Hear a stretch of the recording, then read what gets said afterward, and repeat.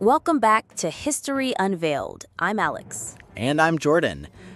Today we're diving into the intriguing relationship between Jews and Christians for Israel, focusing on the year 1970. Wow, it's a fascinating chapter in religious and political history. Ominous music filled cinemas across America, making kids who skip school to see movies regret their choices. Troy Fitler was just 9 years old when he watched Orson Welles' The Late Great Planet Earth at the Fox Theater in Bakersfield, California. He described the movie as scary, while Joel DeCoster recalled, "The movie scared the shit out of me when I first saw it as a teenager." Wow, the film depicted a bunch of Arabs who soon turned out to be ancient Hebrews chasing a Gandalf lookalike. This character meets a brutal fate, leading to scenes of stoning. In the next scene, Wells rediscovered the skull of the hunted man, declaring him to be the prophet Jeremiah, who suffered a brutal death for being deemed a false prophet. This film was adapted from Hal Lindsey's book, which sold millions. Lindsey, born in Texas, became a prominent preacher after the Israeli victory in the June 1967 war. He combined pro-Israel stances with fundamentalist fervor and gained fame through his book published in 1970. Wow, he was one of the early televangelists and worked at TBN until 2005, when his extreme views on Israel and Islamophobia led to his departure. He later moved to Angel One and Daystar Networks. The film and book narrated the establishment of Israel in 1948 as a pivotal moment leading to the end times, based on biblical prophecy. Most of Lindsey's predictions, however, didn't come true. For instance, he warned about a bureaucratic 10-nation European confederacy causing chaos, which could have made him a star during the Brexit debates. He also mispredicted the longevity of the Soviet Union. Wow, despite his inaccuracies, Lindsey remained popular and played a key role in the Christian Zionist lobby for Israel, promoting solidarity among Christians who viewed Israel as a battleground for good versus evil.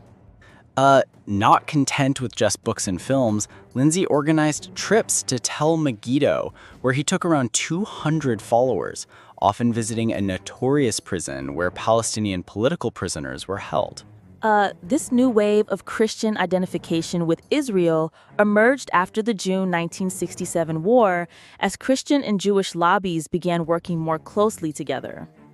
Initially, the Jewish lobby hesitated to associate too closely with fundamentalist groups due to underlying anti-Semitic elements within millenarian beliefs. But this changed with Menachem Begin's election in 1977. Begin, a nationalist leader, sought to strengthen ties with Christian fundamentalists, absolving their anti-Semitism and redefining criticism of Israel as anti-Semitism. As the occupation of the West Bank and Gaza continued, the lobby had to rely on neoconservatism and right-wing politics, leading to the establishment of the International Christian Embassy, Jerusalem. Wow, the embassy was located in Katamin, an area that once housed the urban Palestinian elite before 1948. The Israeli takeover involved heavy artillery shelling, forcing residents to flee. After the Haganah occupied Katamin, the houses were looted but not demolished, and many were repurposed for government officials and foreign embassies. Despite opposition from Orthodox Jews regarding missionary work, Christian Zionists shifted their focus to Jerusalem, hosting conventions that called for expansionist policies in the occupied territories. These positions were established long before the U.S. faced attacks from al-Qaeda, reflecting a growing alliance between American Christian Zionists and Israeli politics.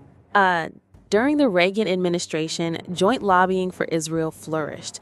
Netanyahu integrated Christian fundamentalists into Israeli Hasbara, enhancing their influence. Just before his first prime ministerial term in 1996, a Christian university he helped establish published a proclamation affirming the importance of Israel and God's redemptive plan. Wow, thank you for joining us today. We hope this discussion illuminated the fascinating dynamics between Jews and Christians for Israel in 1970. Be sure to tune in next time on History Unveiled as we continue exploring the historical events that shape our world. See you next time.